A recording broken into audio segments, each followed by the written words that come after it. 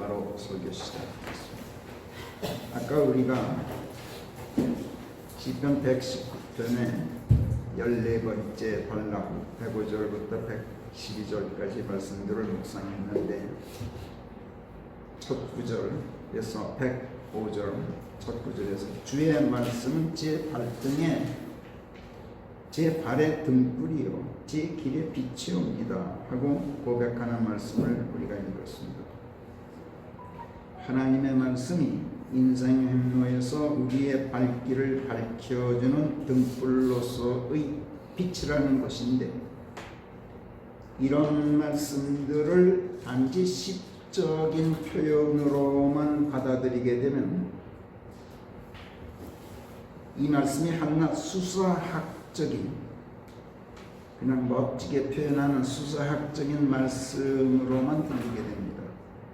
그러면 관념적으로 다가오지 사실적이고 실질적인 말씀으로 다가오지 않게 됩니다.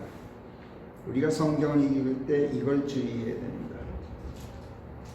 우리가 찬송가를 부를 때도 마찬가지입니다. 무슨 갈 길을 밝히 보이시니 구주께 속히 나옵시다, 이렇게 찬송하죠.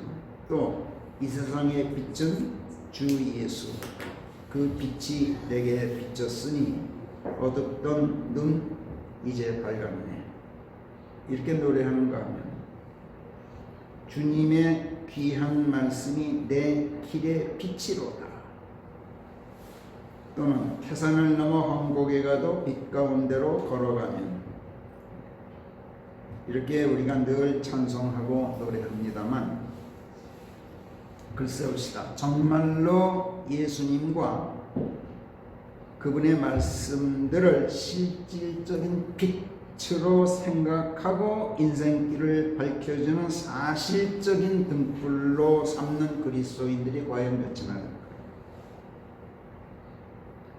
그러나 바울이 지난날 사도행전 9장에서 그리스도인들을 닥치는 대로 체포, 연행, 부금하려고 무리를 이끌고 시리아의 다마스커스로 가던 중 예수님과 조우했을 때 그 살기등등한 바울을 예수께서 무엇을 가지고 일거에 사로잡으셨던가요?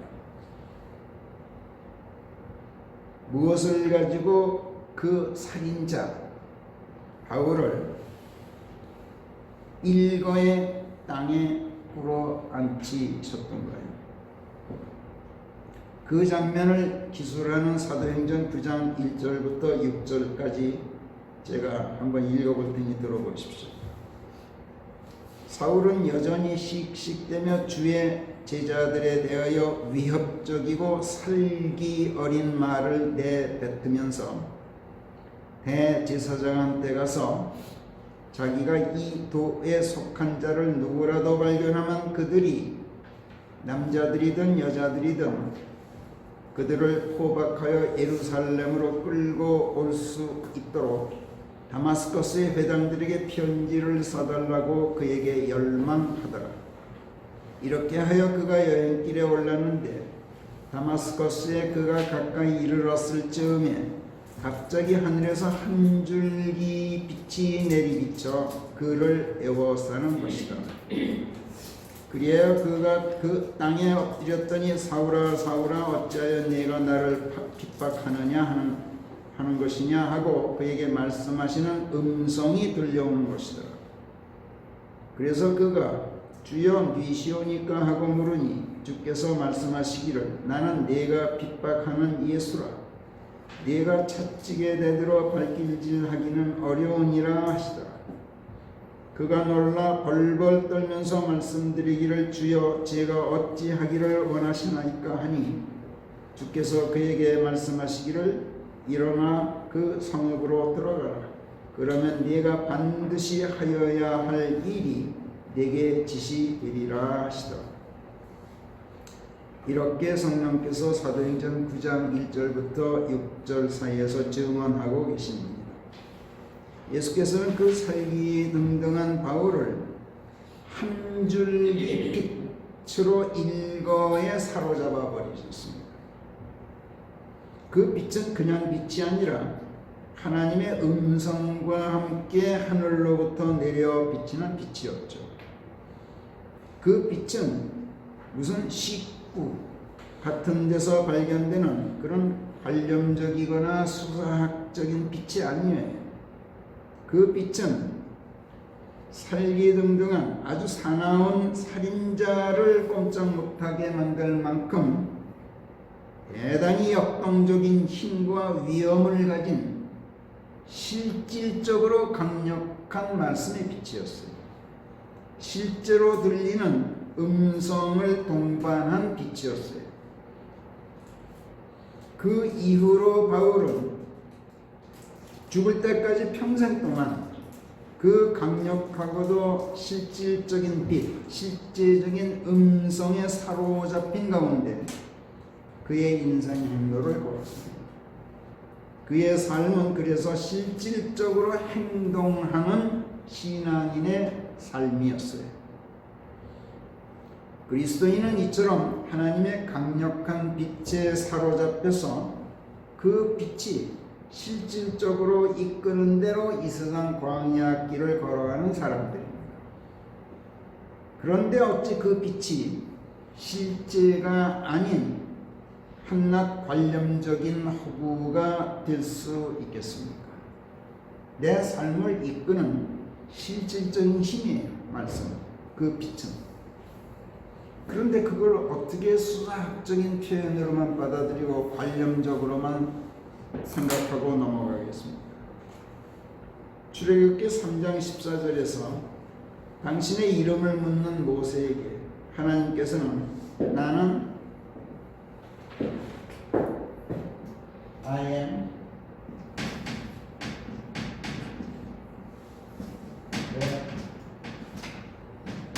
I am 이렇게 대답하셨어요. 나는 I am이라는 자다.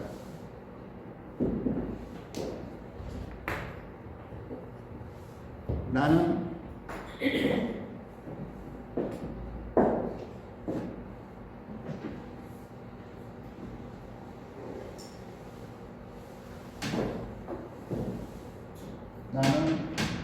뭐뭐이다 라는 자다. 이렇게 돼요. 그리고 요한복음에 와서 예수님께서 이 나는 이다라는 이 공란을 여러 가지로 채우셨죠. 요한복음 8장 12절에서는 I am 하고 여기다가 the light of the world 이 말씀으로 채우셨습니다. 나는 세상의 빛이다. 그 문장을 완성하셨어요. 요한복음 6장 35절이나 48절에서는 나는 생명의 빵이다. I am the bread of life. 8장 12절에서는 또는 9장 5절에서는 나는 세상의 빛이라 여기다 했고, 그 다음에 10장 7절에서는 나는 양들의 문이다. I am the door of sheep. 이렇게 공란을 채우셨어요. 10장 11절 14절에서는 I am good shepherd. 선한 목자다. 11장 25절에서는 I am resurrection and life. 나는 부활이요 생명이다. 14장 6절에서는 I am the way, the truth, and the life. 나는 길이요, 진리요, 그 생명이다. 또 15장 2절에서는 I am true vine. 나는 참 포도나무다. 이렇게 공란을 메꾸셨어요. 그 외에도 I am the king, I am he 뭐 등등 여러 군데가 있습니다. 가장 대표적인 게 지금 지금 인쇄해드린 거기에 몇 가지 뽑아놨으니까 잘 참고하십시오. I am 나는 뭐뭐다, 뭐뭐이다. 이 표현 중에서 가장 관념적이지 않고 가장 실질적인 이름이 나는 빛이다 하신 말씀이에요. 가장 관념적으로 들리는 것 같지만 사실은 가장 실질적, 프랙티컬한 표현이 나는 빛이다 하신 말씀이에요. 왜냐? 빛은 어둠을 몰아내고 사물을 훤히 보이게 드러내는 속성을 가지고 있죠. 리얼하게 나타내요. 뭐든지 빛은 그냥 관념의 어둠 속에 있던 것이, 인간의 상상 속에 숨겨져 있던 것이 리얼하게 드러내도록 하는 게 빛이에요. 훤히 드러나 보이는 것만큼 실질적이고도 구체적인 것이 있을 수가 없죠. 하나님께서 만물을 창조하셨을 때 그래서 맨 먼저 빛을 창조하셨어요. 태초에 하나님께서 하늘과 땅을 창조하셨는데, 그런데 땅은 형체가 없었고 공허하였으며 어둠이 시면의 표면 위에 있었더라. 그래서 하나님의 영께서 그 물들의 표면 위에서 움직이시더라. 그리고 하나님께서 말씀하시기를 빛이 있으라 하시니 거기에 빛이 있더라.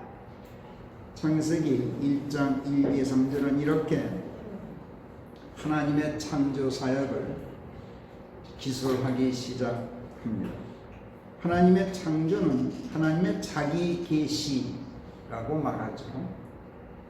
모든 것이신 하나님께서 당신 안에 있는 모든 것들, 그러나 눈에는 보이지 않던 것들을 구체적이고도 실질적인 신체들로 눈에 훤히 나타나 보이게 하신 것, 이것이 하나님의 창조였던 거예요. 눈에 보이게 하려면 무엇보다 먼저 빛이 있어야 되잖아요. 그래서 하나님께서 제일 먼저 빛을 창조하셨던 거예요. 그래서 빛은 리얼한 것들을 리얼하게 드러내는 리얼한 것이지 절대로 애매모호하거나 관념적인 허구일 수가 없어요. 그래서 주의 말씀은 제 발의 등불입니다, 제 길의 빛입니다 한 말씀도 하나님의 말씀이 실질적으로 리얼한 실체임을 밝히고 있는 말씀이지 관념적으로나 수학적으로 표현한 말씀이 아니란 얘기예요.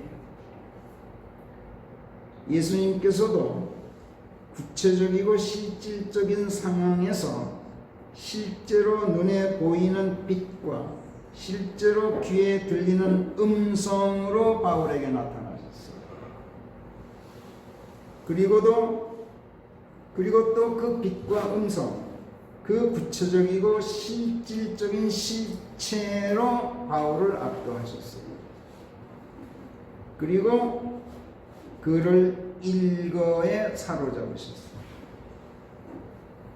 빛은 모든 것을 있는 그대로 리얼하게 보여준다고 했어요. 빛은 어둠을 몰아내요. 그래서 빛 앞에서는 모든 것, 모든 사람이 자신의 실체를 정직하고 참되게 드러내지 않을 수가 없게 되죠. 있는 그대로 드러내지 않을 수가 없어요. 빛 앞에서. 그런데 하나님의 그 빛이 또 하나님의 음성을 동반하고 있었어요. 그 빛이 하나님의 말씀이었던 거예요. 이 빛에 사로잡히면 즉 하나님의 말씀에 장악되는 것이 되고 말아요. 하나님의 말씀에 장악되면 정직하고 참되지 않을 수가 없어요. 어둠이 도망가 버리기 때문에 숨을 데가 없고 숨길 데도 없게 될 뿐만 아니라 하나님의 빛으로, 즉 하나님의 눈으로 보게 되고 하나님의 귀로 듣게 되고 하나님의 마음으로 깨닫게 되어서 모든 삶을, 모든 사람, 또 모든 상황의 진실한 실체를 파악하고 깨닫게 돼요. 그리고 하나님의 말씀들도 하나님의 뜻을 아주 구체적이고 실체적으로 밝히는 밝은 빛으로 다가오게 돼요. 또 우리의 실생활에서 삶의 길을 밝혀주는 실질적인 불빛으로 다가오게 돼요. 바로 우리의 신앙이 관념적인 것이 아니라 실질적인 신앙이 되고 행동하는 신앙이 되고 또 거짓투성이 세상에 뿌리내린 세속적인 신앙이 아니라 참되신 하나님의 세계에 뿌리내린 아주 참다운 영적 신앙이 되게 되어 있어요. 또 하나님과 그분의 세계는 영원하고 영원토록 변함이 없는 영원한 평강의 초월 세계이기 때문에 하나님의 세계에 터잡고 뿌리내린 신앙은 인간 세상의 시대 따라 변하고 민족 따라 다르고 지역 따라 다른 세상의 법칙과 도덕 기준에 토대한 신앙이 아니라 하나님의 선하고 영원하고 평화롭고 초월적인 뜻에 부합하는 기준에 토대한 성경적 신앙이 되게 되었어요. 또 사람의 자기 의를 내세우는 신앙이 아니라 하나님의 의를 따르는 신앙이 되죠. 이에 반해서 종교는 모든 것을 관념화시켜요. 종교는 심지어 그들 자신의 신들까지도 관념의 관 속에 유폐시켜놔요. 그럴 수밖에 없어요. 종교는. 왜냐하면 종교는 세상에 털을 잡고 있어서 그들의 신들마저도 허구에 지나지 않기 때문에 그래요. 거짓 속의 허구란 말이에요. 그 실체를 드러내 보일 수가 없게 돼 있어요. 그들의 신은 허구이기 때문에. 그러니까 관념 속에 묻어둔단 말이에요. 그들이 내보일 수 있는 실체는 오로지 땅과 땅의 것들이기 때문에 다른 것은 보일 수가 없어요. 그래서 종교는 모든 것을 세속화시켜 놓고 그런 다음 그것들이 하늘의 것들이라고 사람들을 속여요. 종교가 막대한 돈을 거둬들인다거나 부를 쌓는다는 것은 속성상 필연적인 것이에요. 종교는 그럴 수밖에 없어요. 땅의 것들은 돈 없이는 되는 게 없기 때문에 그래요. 그래서 또 종교는 시대에 따라 교리가 변덕이 죽을 듯하죠. 시대 따라 교리가 바뀌어요. 민족 따라 도덕적 이념이 변화무쌍해져요. 또 민족들과 지역들 간의 끊임없는 갈등과 투쟁을 유발하면서 때로는 총칼로, 때로는 심지어 자살 폭탄으로, 또 때로는 폭탄보다도 더 무서운 이념으로 사람을 무장시키죠. 투쟁이 불가피해요. 종교는. 무엇이나 땅의 것들은 지극히 일시적인 데다가 한계가 뻔하기 때문에 그래요. 그러니까 장탈전이 벌어지지 않을 수가 없다. 일시적이고 한계가 뻔한 땅과 땅의 것들 위에 종교가 서 있으니 민족들과 지역들 간의 장탈전이 벌어지지 않을 수가 없어요. 그래서 종교는 폭력적인 투쟁으로 직결되게 돼 있어요. 근대와 현대에 이르러서는 이슬람 종교가 그렇고 중세 시대에는 기독교라는 이름의 종교가 그랬는데 근대 이후로는 이 기독교가 이슬람 세계의 폭력을 당해낼 수 없게 되자 총칼과 폭탄 대신에 이념으로 무장하고 있어요. 종교는 땅에 터잡고 있기 때문에 또 사람의 자기 의를 내세우지 않을 수가 없어요. 종교는 그래서 하나님의 의와 대립해요.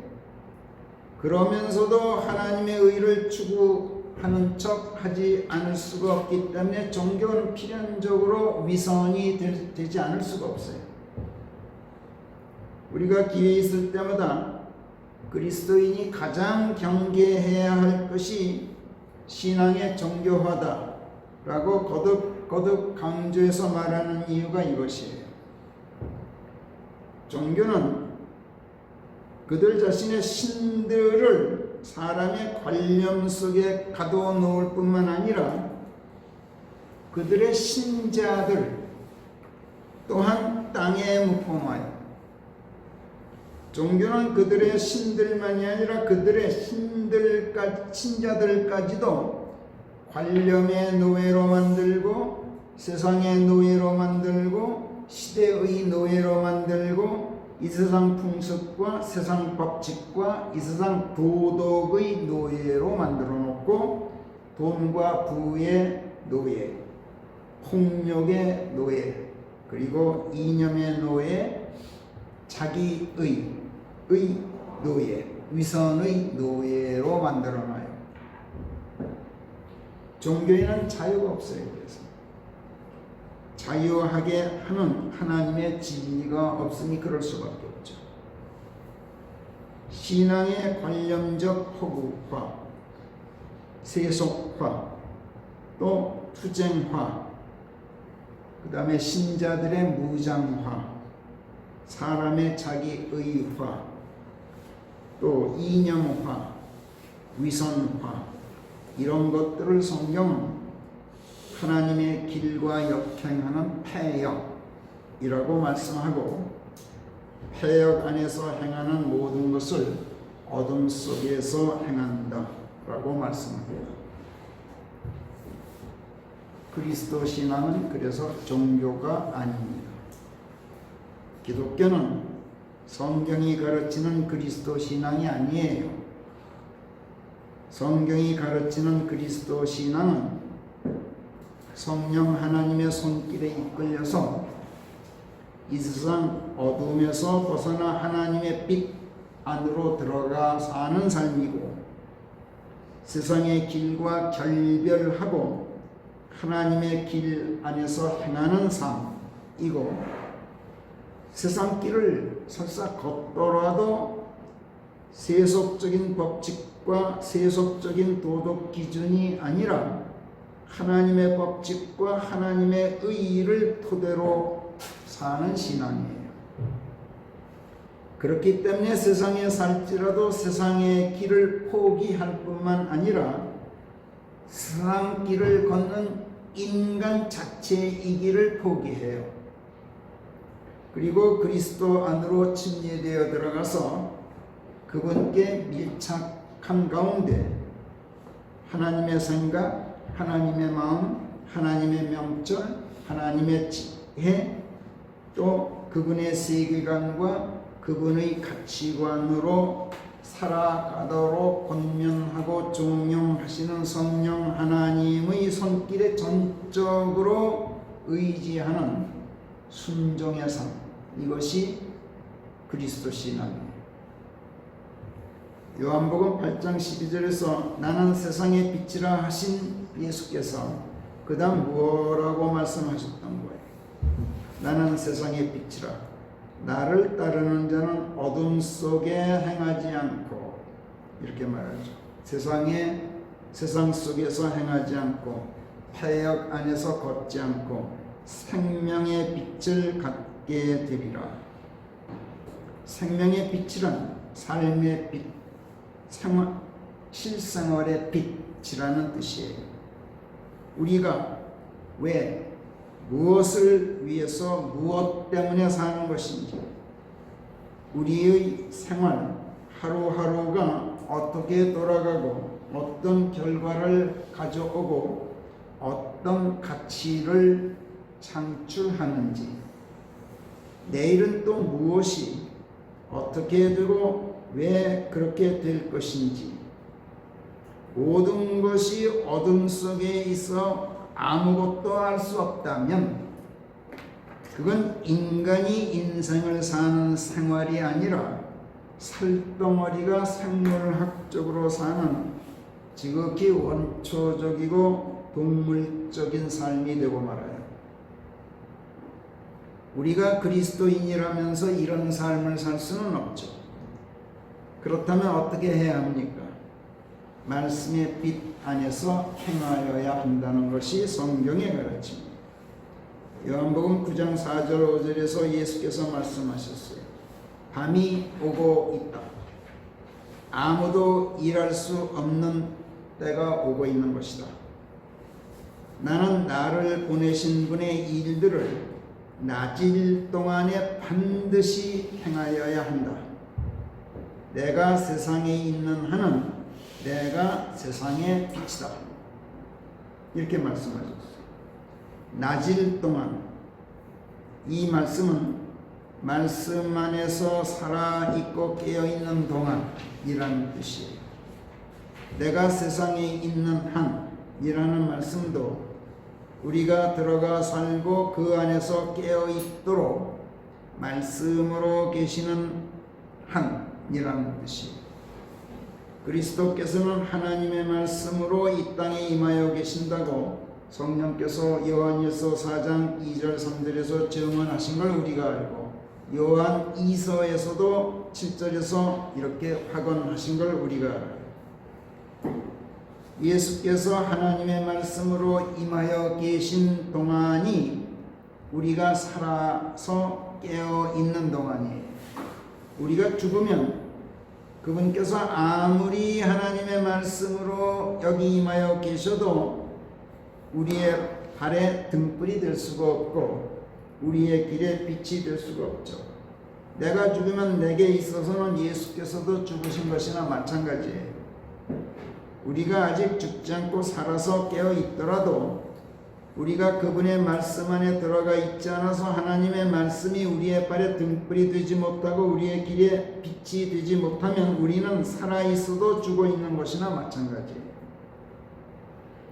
우리가 하나님의 말씀 안에 있고 하나님의 말씀이 우리 발에 등불이 되고 우리의 길에 빛이 되어주는 삶을 살면 죽어도 빛 안에 있기 때문에 죽은 것이 아니에요. 영원히 살아있는 거예요. 죽어도 빛 안에 있기 때문에. 그러므로 우리가 영원히 살아있으려면 이 땅에 살아서 깨어있는 지금 하나님의 말씀들을 우리 발을 인도하는 실질적인 등불로 삼고 우리 길을 실질적으로 밝히는 빛으로 삼고 행하지 않을 수가 없어요. 그런데 하나님의 말씀이 우리의 발에 등불이 되어주고 우리의 길에 빛이 되어준다는 것을 실제로 깨닫고 알려면, 그리고 실감하려면 하나님의 눈과 귀, 하나님의 생각과 감각을 갖고 있어야지 인간의 자연인 그대로의 마음으로는 안 돼요. 절대로 안 돼요. 그래서 예수님께서 요한복음 12장 44, 45, 46절에서 이렇게 말씀하셨죠. 요한복음 12장 44절부터 46절까지 같이 읽어봅시다. 시작.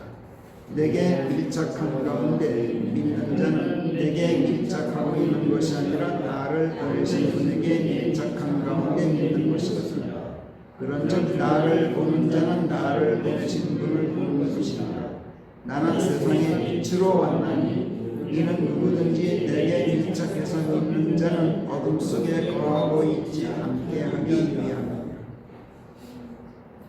내게 밀착한 가운데 믿는 자, 하나님의 말씀에 밀착하여 말씀 안에 있으면 하나님께 밀착해서 그분 안에 있는 것이 되기 때문에 하나님의 눈과 귀, 하나님의 마음을 갖게 되는 건 자동적이죠.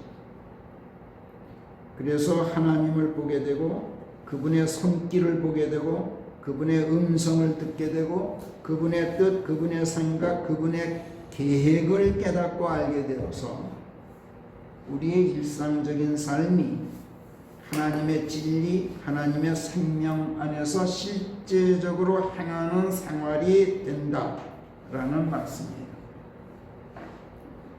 무엇 하나 관념적이거나 사람의 상상 속에서 이루어지는 그런 게 아니라 아주 실질적이고 구체적이고 실제적인 그런 생활이 된다고 말씀하고 있는 거예요. 그리스도인의 삶은 이런 삶이어야 해요. 이런 삶이 되려면 실제적인 일상생활이 하나님의 말씀에 장악되어 있지 않고는 절대로 안 돼요. 하나님의 말씀에 장악되어 있는 삶은 그리스도 예수께 꽉 붙잡혀 사는 삶이에요. 사도 바울의 삶이 그랬어요. 이런 점에서 우리들의 인생 행로라는 제목의 시리즈 설교 16번째인 오늘 사도행전 22장을 본문으로 그리스도께 꽉 붙잡혀 사는 걷는 길이라는 부제를 달아서 지금 제가 설교를 진행하고 있는 중입니다. 사도행전 22장은 전체 30절로 된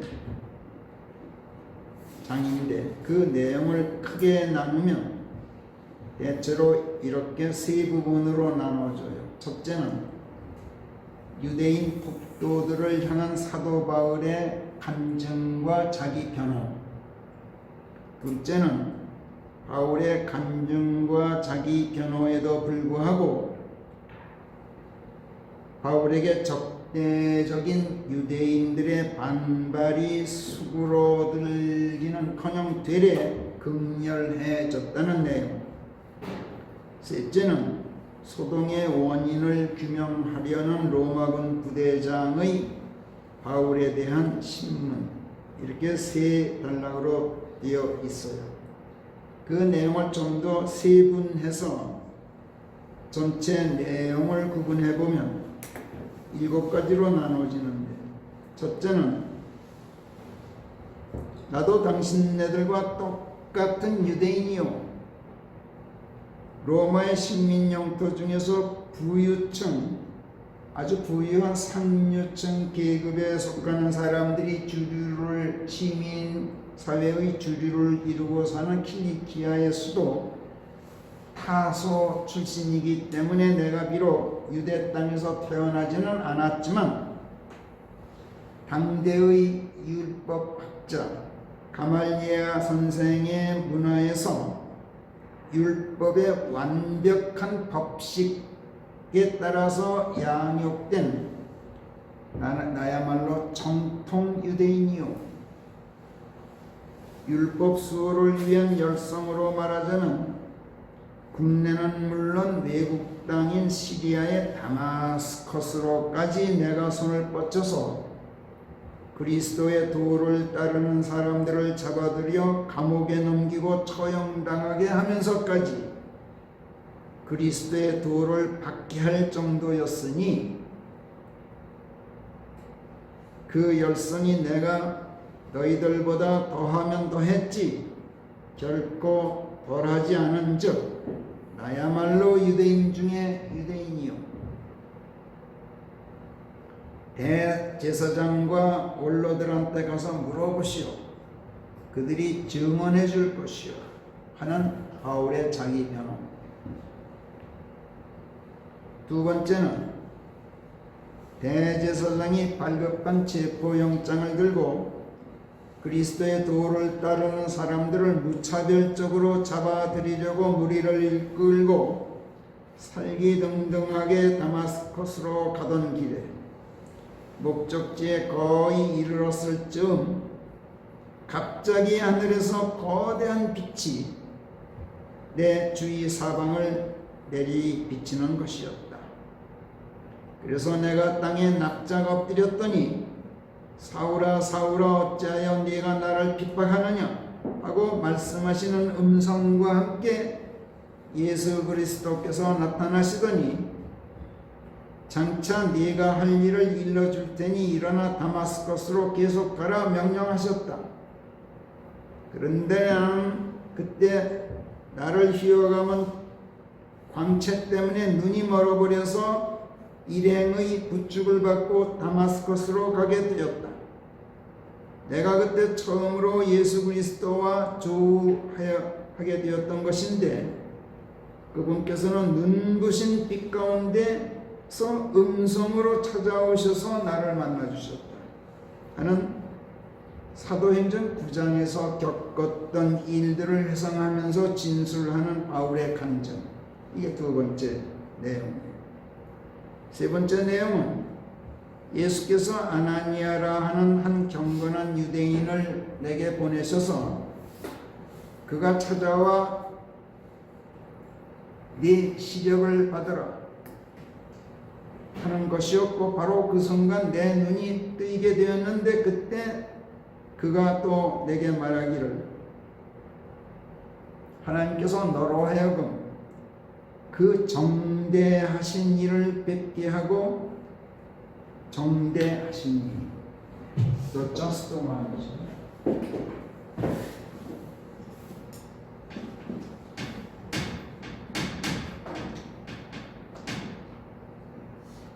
이 말을 The just one을 정대하신 이렇게 옮겼어요.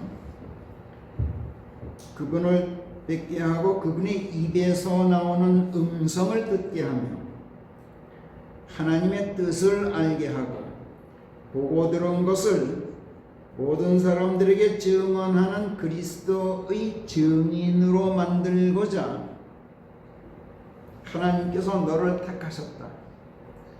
그러니 머뭇거리지 말고 당장 주의 이름을 불러 의탁하는 가운데 침례되어서 네 죄를 씻어 없애라 하는 것이어서 아나니아가 내가 그때 침례되었다. 그리고 이로써 내가 그리스도 예수께 사로잡힌 바 되었다 하는 바울의 간증. 네 번째는 침례를 통해서 그리스도께 사로잡힌 바 됨으로써 구원받은 뒤에 예루살렘으로 돌아가 성전에서 기도하던 중에 내가 무화경에 빠졌는데 그 무화경 속에서 예수님을 뵙게 되었다.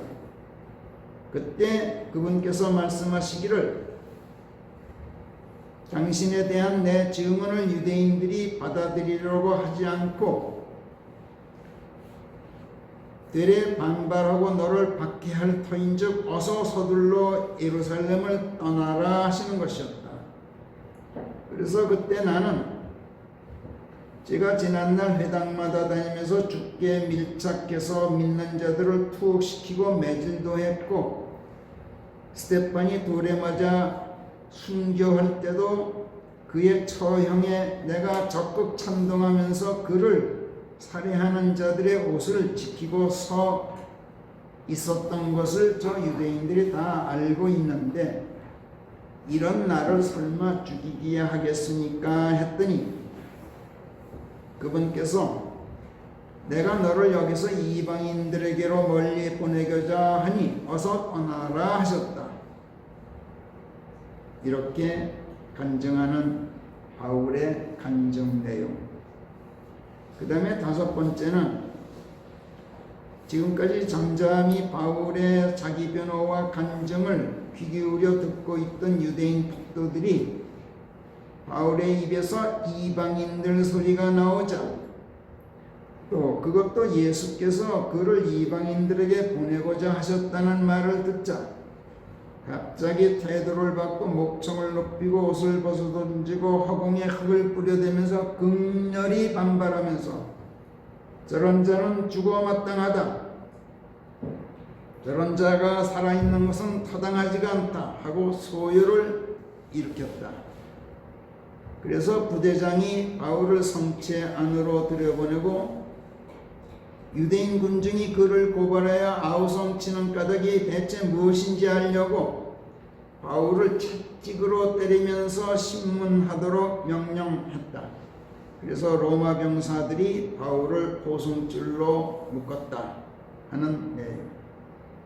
여섯 번째는 바울이 곁에 섰던 백부장에게 정죄되지도 않은 로마인인 자기를 덮어놓고 매질부터 하는 것이 적법하냐라고 항의했다.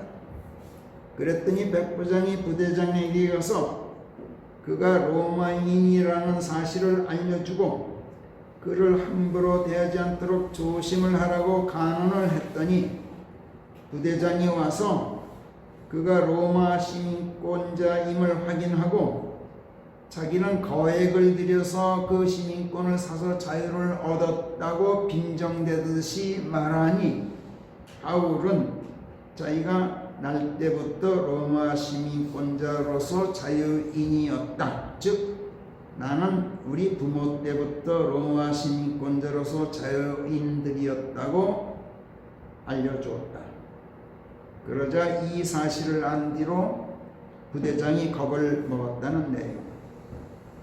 그리고 마지막 일곱 번째는 부대장이 바울을 결박에서 풀어주고 이튿날 무슨 이유로 유대인들이 그를 고소하는지 그 이유를 확실히 알려고 유대인 수제사장들과 모든 공회원들을 출두시키고 바울을 데려다가 그들 앞에 세워놓았다 하는 내용. 이렇게 모두 7단락으로 되어 있어요. 그런데 핵심 주제는 지난번 사도행전 9장에서 있었던 일, 예수님과 처음 조우했을 때 하늘로부터 내리비치는 눈부신 빛과 또 그 빛 가운데서 들려오는 음성에 완전히 장악되어서 예수 그리스도께 꽉 잡히게 되었던 그 장면을 회상하고 눈이 먼 채 다마스커스에 이르자 식음을 전폐하고 깊은 생각에 잠겨 있을 때 예수께서 보내신 아나니아를 맞아서 성령 침례로 그리스도께 침례되었고 그래서 그리스도인으로 거듭나게 된 경위를 밝히는 간증 부분, 여기가 핵심 내용이에요. 그리고 그가 거듭난 뒤 완전히 딴 사람이 되어서 예루살렘으로 돌아가 성전에서 기도하고 있던 중 무화경에 빠져 있을 때 예수께서 찾아오셔서 자기를 이방인들에게로 보내고자 하신다는 예수님의 계획을 알게 되었음을 설명하는 부분이 제2의 핵심 주제가 되겠어요. 또 그 다음 대제사장과 공회원들 같은 종교 지도자들을 로마군 부대장이 출두시켜놓고 그들 앞에 바울을 세워놓음으로써 이것이 도화선이 되어서 그 다음 23장에서 기술됩니다만 종교 지도자들과 바울 간의 반목과 불꽃 튀는 충돌이 본격화되기 시작하는 장면, 이것이 제3의 핵심 주제가 되겠습니다.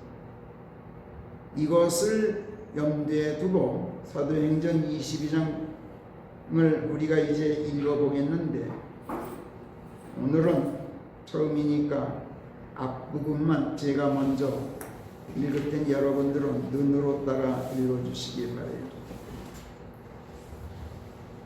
1절부터 여러분 형제들과 원로들이요, 내가 이제 여러분에게 하는 내 변호를 들어보시오.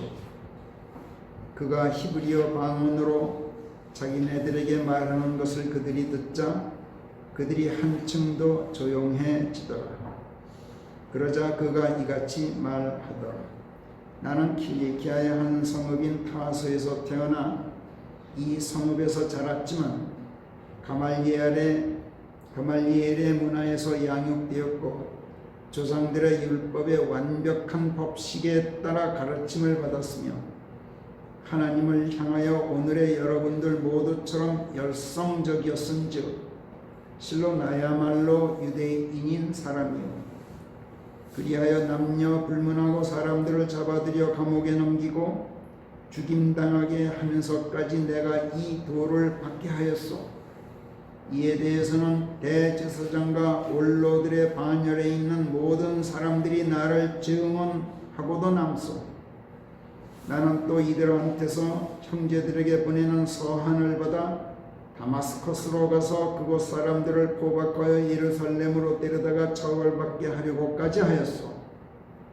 그런데 이런 일이 있었으니 내가 여행길을 떠나 정오쯤 되어 다마스커스에 가까이 이르자 갑자기 하늘에서 거대한 빛이 내 주위를 내리 비치는 것이었어. 그리하여 내가 땅에 엎드렸더니 사울아 사울아 어찌하여 네가 나를 핍박하느냐 하고 내게 말씀하시는 음성이 들려오는 것이었어. 그래서 내가 대답하기를 주여 니시오니까 하니 그분께서 말씀하시기를 나는 네가 핍박하는 나사렛의 예수라 하시는 것이었어. 그런데 나와 함께 있던 사람들은 그 빛을 확실히 보고 두려워하면서도 내게 말씀하시는 그분의 음성은 듣지 못하는 것이었소. 그리하여 내가 말씀드리기를 주여 제가 어찌하오리까 하였더니 주께서 말씀하시기를 일어나 다마스커스로 들어가라. 그러면 네가 하도록 정해진 모든 일들이 거기서 네게 명령되리라 하시는 것이었소. 그런데 나는 그 빛의 광채 때문에 앞을 볼 수 없게 되어서 나와 함께한 사람들의 손에 이끌려 다마스커스로 들어가게 되었소. 그러자 그곳에 살면서 유대인들에게 좋은 평판을 받는 가운데 율법대로 행하는 아나니아라 하는 한 경건한 사람이 내게 와서는 서서 말하기를 사울 형제여 그대의 시력을 받으라 하는 것이었소. 그러자 바로 그 시각에 내가 그를 향하여 올려다보게 되었어. 그러자 그가 또 말하기를 우리 조상의 하나님께서 그대를 택하셨나니 이는 그대로 하여금 그분의 뜻을 알게 하고 그 정대하신 일을 뵙게 하며 그분의 입에서 나오는 음성을 듣게 하고자 하심이라. 그 결과 그대가 보고 들은 모든 것에 대하여 모든 사람들에게 그분의 증인이 되어야 하리라. 그런즉 그대가 지금 어찌 머뭇거리랴. 일어나 주의 이름을 불러 의탁하는 가운데 침례되어서 그대의 죄들을 씻어없애라 하는 것이었어. 그리고 이런 일이 있었으니 곧 내가 예루살렘으로 돌아와 성전에서 기도하고 있는 바로 그때 내가 무화경에 빠져 있던 중이었어. 그런데 주를 배웠으니 내게 말씀하시기를 서둘러 속히 예루살렘에서 벗어나라. 이는 나에 대한 네 증거를 그들이 받아들이려고 하지 않을 것이니라 하시는 것이었소. 그리하여 내가 말씀드리기를 주여 제가 회당마다 다니며 주께 밀착해 있는 자들을 투옥시키고 매질했던 것을 저들이 아나이다. 또 주의 순교자 스테판이 피 흘리고 있을 때 저 또한 그의 죽음에 찬동하는 가운데 곁에 서서 그를 살해하는 자들의 옷을 지키고 있었나이다 하였소. 그런데 그분께서 내게 말씀하시기를 떠나라. 이는 내가 너를 여기서 이방인들에게로 멀리 보내고자 함이라 하시는 것이었소 하더라. 그런데 사람들이 그에게 귀를 기울이고 있다가 이 말이 나오자 목청을 높여 말하기를 저런 자는 이 땅에서 죽어 없어져야 한다. 그가 살아있는 것은 실로 타당하지가 않도다 하는 것이다. 거기까지만 우선 읽겠습니다. 바울과 예수님의 처음 만남은 이처럼 매우 드라마틱했어요. 바울이 예수님과 처음 조우했을 때 바울은 예수님의 핍박자로서 그야말로 하나님의 원수였어요. 그런 원수 앞에 예수께서 나타나셨다는 것부터가 우선 극적이었죠. 그런데 이에 더해서 나는 네가 핍박하는 예수다 하고 자기소개를 하시는 예수님의 말씀이 또 극적인 분위기를 한껏 고양시켜요. 원수끼리 부딪혔으니 이제 사생결단 불꽃 튀는 충돌이 벌어질 판이죠. 그런데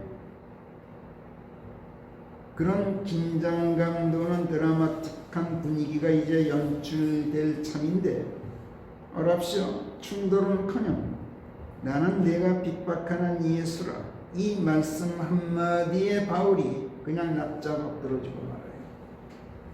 그리고 주여 제가 어찌하오리까 이렇게 예수님과 바울은 순식간에 주인과 종의 관계로 극적 변화를 일으키죠. 이 또한 드라마틱해요. 사생결단의 충돌이 예상되던 긴장감은 어디로 사라졌는지 없어지고 잘못을 저지른 종에게 마치 자결이라도 명령할 것 같은 주인의 불호령이 예상되는 긴장감으로 지금 바뀌고 있어요. 그런데 또 그게 아니야. 예수님의 입에서 나온 그 다음 말씀이 전혀 예상 밖이에요. 일어나 다마스커스로 들어가라. 그러면 네가 하도록 정해진 모든 일들이 거기서 내게 명령되리라. 죽이시는 게 아니라 죽이시겠다는 것도 아니라 사용하시겠다는 말씀입니다. 원수를 만나는데 또 사용하시려고 그가 할 일을 벌써 오래전부터 미리 정해 놓으셨다는 거예요. 여기서 예수님께서는 바울이 장차 할 일을 결정하고 알려주겠다고 말씀하신 게 아니에요. 예수님께서는 그가 할 일을 이미 다 정해 놓으셨다고 말씀하셔요. 정해진 대로 이렇게 말씀하셔요. 정해질 것을 내가 알려주겠다가 아니라 정해진 것을 내가 하도록 정해진 것을 어포인트 될 텐데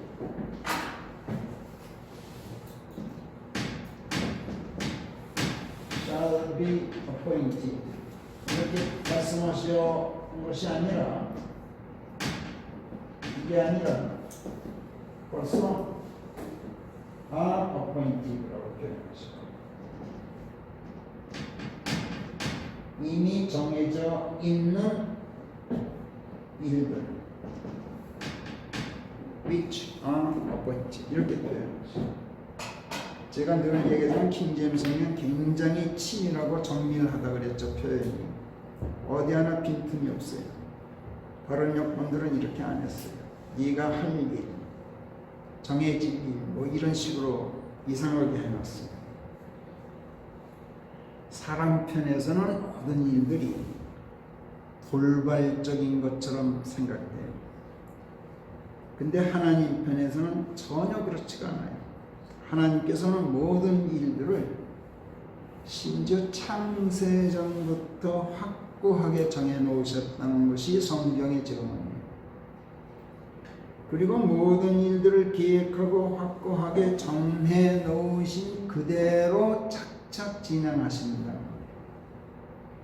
국가나 민족 같은 집단에 대해서만 그런 게 아니라 우리 한 사람 한 사람 개인에 대해서 그러셔요.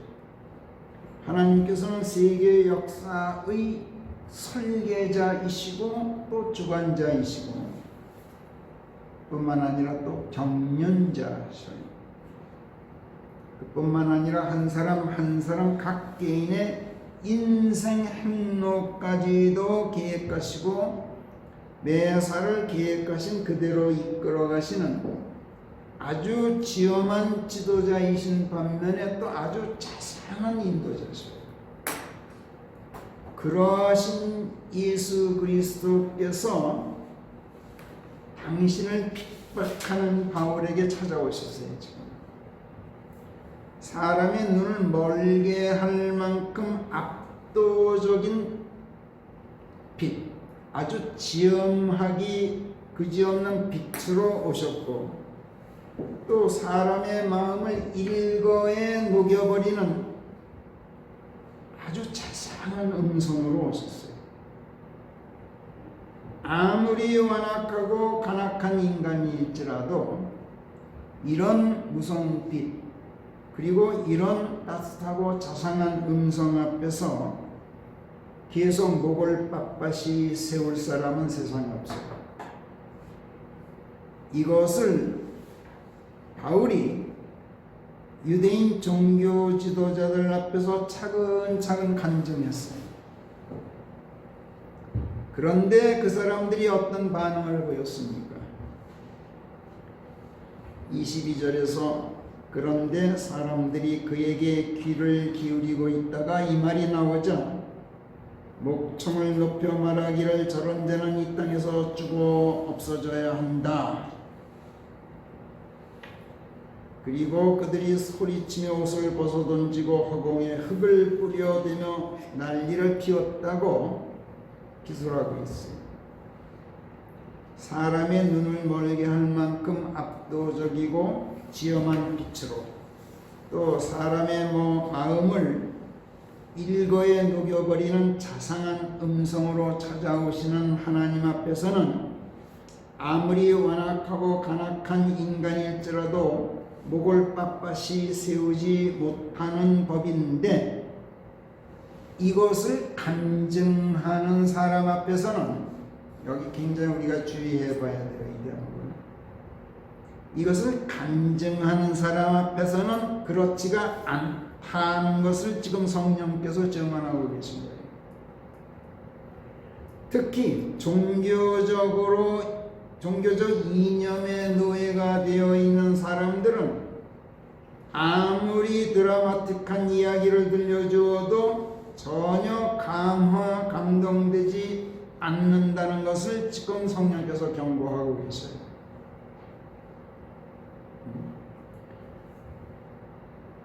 그렇다면 종교적 이념으로 완강하게 무장하고 있는 이런 종교인들을 일거에 사로잡고 땅에 납작 엎드리게 만들 수 있으려면 어떻게 하여야 할까?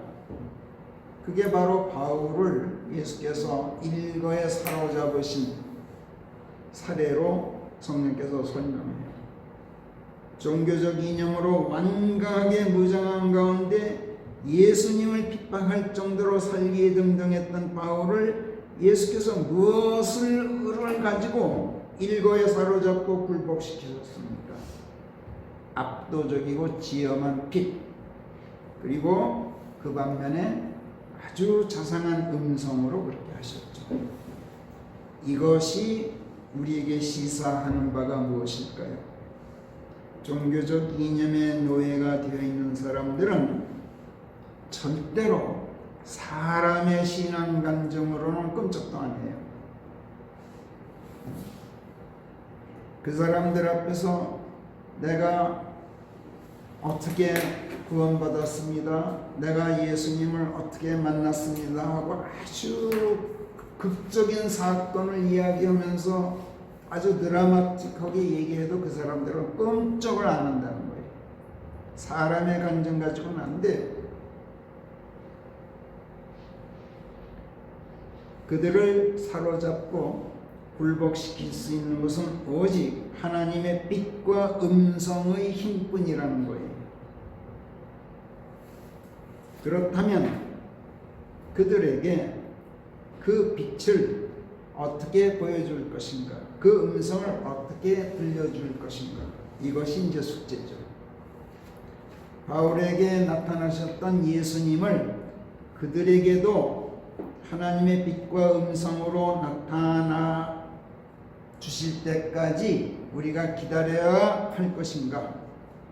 아니면 지금 당장 오셔서 그들에게 나타내 보이시라고 기도할 것인가? 그것도 아니면 지금 그분을 하늘에서 모셔 내려와야 할 것인가? 그러나 성령께서는 로마서 10장에서 누가 하늘에 올라가리요 하지 말라. 그리스도를 위로부터 모셔 내려오려고 하지 말라. 또는 누가 깊음으로 내려가리요 하지 말라. 요컨대 그리스도를 죽은 자들로부터 다시 모셔 올리려고 하지 말라. 왜? 말씀이 내게 가까워 바로 내 입에 있고 내 마음속에 있다는 것이니 곧 우리가 전파하는 믿음에 대한 말씀이라. 이렇게 로마서 10장 6, 7, 8절에서 말씀하십니다. 종교적 이념의 노예가 되어서 마귀에게 꽉 붙잡혀 있는 종교인들, 그 사악한 자의 손에서 그들을 건져내고 그리스도께 굴복시키고 그분께 사로잡히도록 하려면 친히 그분께서 직접 그들에게 빛과 음성으로 나타나 주시기를 기다리거나 또 그러기를 해달라고 간구하거나 우리가 모셔 내려오려고 할 것이 아니라 믿음에 관한 말씀, 즉 모든 자들을 당신 안으로 불러들여서 당신의 품에 안으시고 한 몸 되어주고자 하시는 예수 그리스도의 사랑에 대한 말씀, 그것을 그들에게 소개하고 들려주고 가르쳐 주어서 그 말씀이 그들의 입에 있고 그들의 마음속에 있도록 해주라는 거예요. 너희들 간증이 아니야. 하나님의 말씀 그 자체를 그들의 입에 있게 하고 그들의 마음속에 있게 하라는 거예요. 하나님의 말씀이 빛으로 다가오고 음성으로 다가오면 누구라도 굴복하고 그리스도께 사로잡힌다는 거예요. 오죽하면 예수께서 친히 요한복음 6장 63절에서 살리는 것은 영이니 육은 무익하다.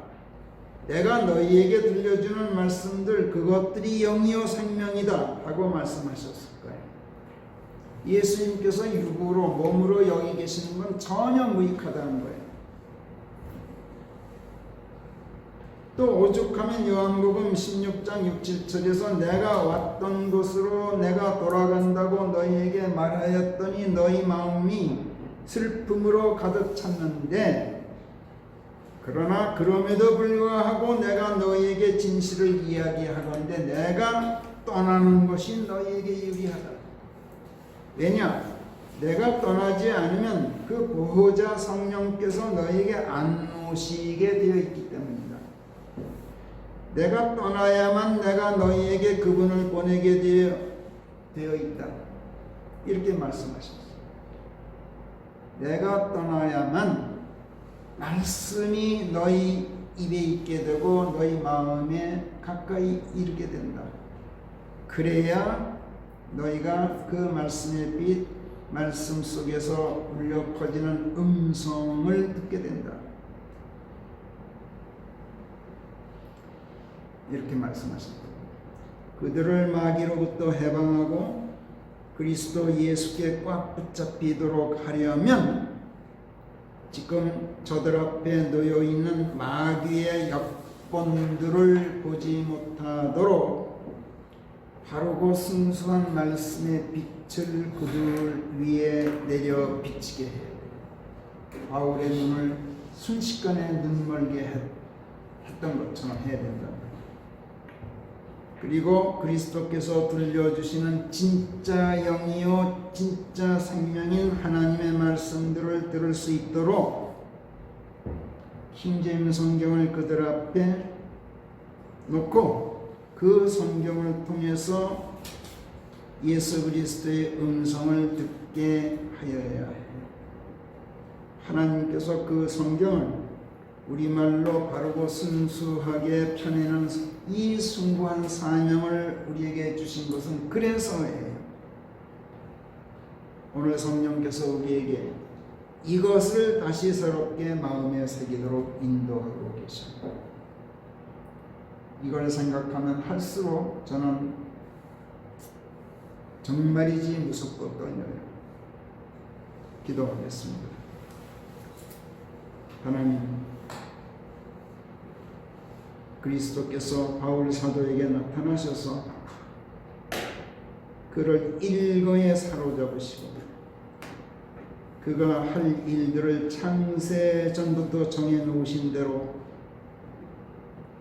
귀하게 사용하시려고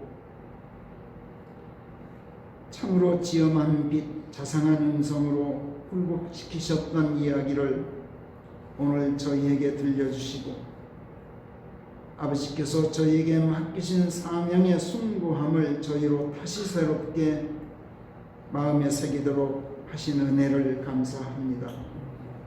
하나님, 맡기신 이 사역 거의 마무리 단계에 이르러 있사오니 바르고 순수한 성경 번역을 완결하고 출간해서 아버지께 영광 돌려드리게 될 때까지 아버지께서 주신 명철과 예지와 지혜로 최선을 다해서 마무리할 수 있도록 힘을 더하여 주시옵소서. 그러나 하나님, 바르고 순수한 성경을 펴낸다고 해서 저희들의 사명이 끝나는 것이 아니라 도리어 그때부터 저희들의 진짜 사명이 본격적으로 시작된다는 것을 일깨워 주시려고 지난날 그리스도께서 바울을 하나님의 빛과 음성으로 사로잡으셨던 이야기를 들려주신 것으로 오늘 저희가 받아들이고 또 깨닫게 되었사오니 지금부터 저희들을 만반의 준비로 무장시켜 주시어서 들려주고 가르쳐 주시는 소중한 말씀들 한마디 한마디를 저희가 절대로 소홀히 하지 않도록 저희 마음을 굳게 단속하여 주시옵소서. 감사하고 우리 주 예수 그리스도의 이름 안에서 기도하옵나이다. 아멘.